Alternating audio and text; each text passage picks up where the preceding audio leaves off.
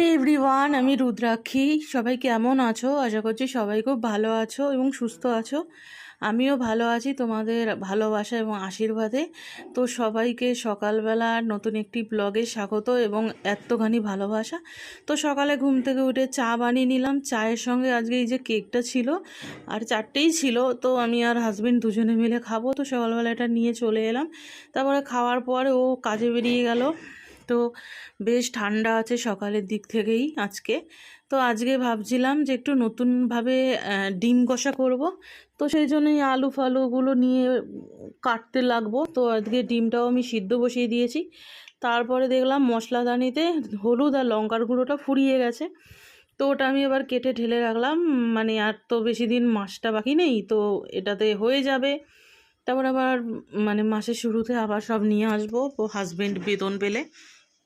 তো দেখো প্রত্যেকটাতেই আমি এইভাবেই রাখি মশলাগুলো, তাতে আমার রান্না করতে সুবিধা হয়। তো ডিমটা সেদ্ধ হয়ে যাওয়ার পর একটা ডিম আমি খেয়ে নিয়েছি, কারণ আমি 5টা ডিম সেদ্ধ করেছিলাম আর খিদে খিদে পাচ্ছিল, ভাবলাম কি খাই। তো একটা ডিম সিদ্ধ খেয়েছি। আর এদিকে রান্নার জন্য সব কিছু কেটে নিয়েছি, পেঁয়াজ, আলু, টমেটো। আর এদিকে পেঁয়াজ, টমেটো, ধনেপাতা, আদা, রসুন এটাকে পেস্ট করে নেবো। হ্যাঁ, ধনেপাতাটা একদম পেস্ট করে আজকে ডিমের ঝোলটা করব। তো ডিমটা প্রথমে আমি একটু ভাজা ভাজা করে নিলাম কিছুক্ষণ, একটু লাল লাল করেই ভাজতে হবে। আর এটা একটু তেলেই রান্নাটা করেছি, একটু বেশি তেল দিয়েছিলাম। ডিমটা ভাজার পর এবার আলুটাও ভেজে নিচ্ছি। আর তেলের মধ্যে আমি লবণ হলুদ দিয়ে দিয়েছিলাম, সেজন্য আলাদা করে আমাকে কিছুতে দিতে হলো না। দিয়ে আলুটাকে একটু লাল লাল করে আমি ভেজে নেব। ভেজে নিয়ে তুলে নিয়ে তারপর আমি এর মধ্যে তেজপাতা, গোটা গরম মশলা ফোড়ন দিয়ে পেঁয়াজ আর টমেটো দিয়েছি, এবং পেঁয়াজ আর টমেটোর মধ্যেই আমি পর্যাপ্ত পরিমাণ লবণ দিয়ে দিয়েছি।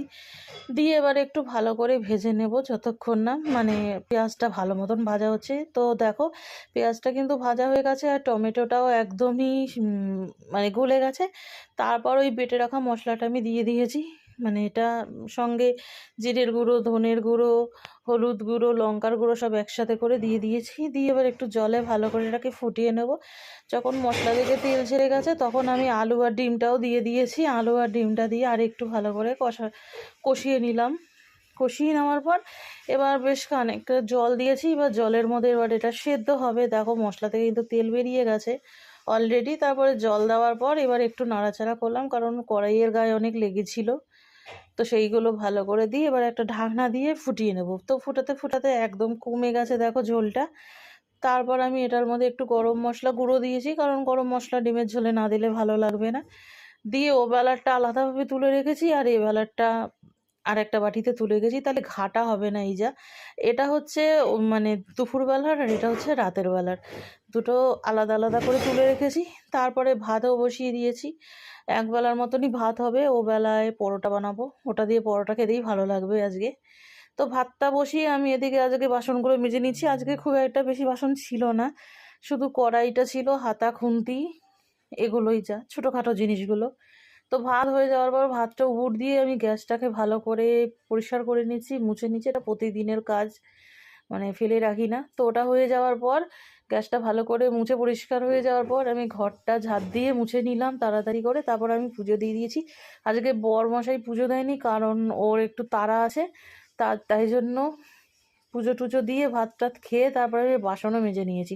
আজকে আমি চুল আঁচড়ানোর সময় পাইনি। তারপরে রাতের খাবারটা ফ্রিজে ঢুকিয়ে দিয়ে তারপর আমি চুল আঁচড়াচ্ছি, মানে কি এক সময় পাইনি, ও একটু তাড়াতাড়ি কাজে যাবে সেই জন্য।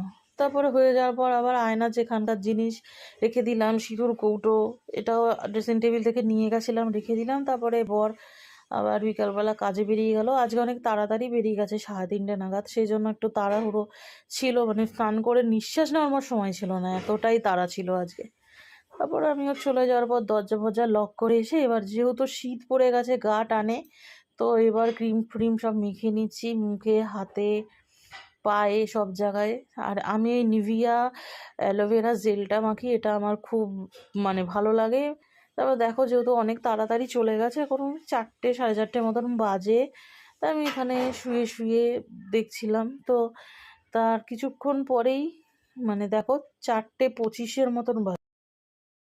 তো দেখো দেখতে দেখতেই মানে 5:30 বেজে গেছে। এখন শীতকাল বলে 5:30তেই অন্ধকার হয়ে যায়। তো শীতকাল যেহেতু অন্ধকার হয়ে গেছে, আমি তখন এই টুনি বাল্বটা জ্বালিয়ে দিয়েছি। টুনি বাল্বটা জ্বালালে না খুব ভালো লাগে দেখতে, ঘরটা একদম আলোয় ঝলমল ঝলমল করে। তো এটা জ্বালিয়ে দিয়ে না আমি সন্ধেবেলা তারপরে ঘুমিয়ে পড়েছিলাম। তারপরে প্রচণ্ড ঠান্ডা লাগছিল জানলাটা খোলার জন্য, তারপরে আমি জানলাটা দিয়ে দিলাম, কারণ শীতকালে না জানলা খুলে রাখা যায় না, এতটা ঠান্ডা ঢুকছিল জানলা দিয়ে, এই জন্য আমি জানলাটা দিয়ে দিয়েছি। একটু ফাঁকা রেখেছি, না হলে মানে নিঃশ্বাস প্রশ্বাসের কোনো সমস্যা হতে পারে। তারপরে সন্ধেবেলা যথারীতি ঘুম থেকে উঠে একটু সন্ধ্যাবাতি দিয়ে তারপর আবার আমি চুলটা বেঁধে নিলাম। আর যথেষ্টই ঠান্ডা আছে, চাদর গায়ে দিতে হবে। তারপরে চুল টুল বেঁধে এবার ময়দা মাখতে শুরু করেছি। আমি অল্প কটা মুড়ি দিয়েছিলাম আর চিনি আর নুন দিয়ে ভালো করে ময়দাটা প্রথমে ময়ম করে নিয়ে তারপরে খুব সুন্দরভাবে এটাকে আমি মেখে নেব।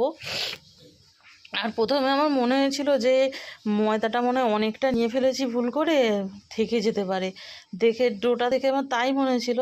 তারপরে লেচি করে দেখলাম যে না, খুব একটা না, একটু বড় বড় করেই করেছিলাম লেচিগুলো, তো বড় কাজ থেকে চলে এসছে। তারপরে আমি বসে বসে পরোটাগুলো বানিয়ে নিয়েছি। মানে খুব একটা আমি তো একদম মানে বড় বড় করে বানিয়ে নাই, ছোট ছোট করেই বানাই, আর গোল আমার হয় না, কিছু করার নেই। তারপরে তেল দিয়ে মোছা পরোটা আর কি, হালকা হালকা তেলে সব কটা আমি ভেজে নিয়েছি।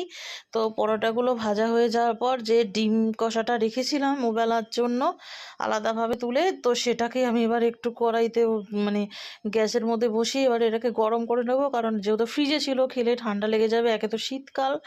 তো এটা করতে করতেই আজকের ব্লগটা শেষ করছি। সবাই ভালো থেকো, সুস্থ থেকো, আমার চ্যানেলের সঙ্গে থেকো, চ্যানেলটা লাইক কমেন্ট শেয়ার করে দিও, সাবস্ক্রাইব করে দিও, পাশে থাকা বেল আইকনটি প্রেস করে দিও নোটিফিকেশন পাওয়ার জন্য।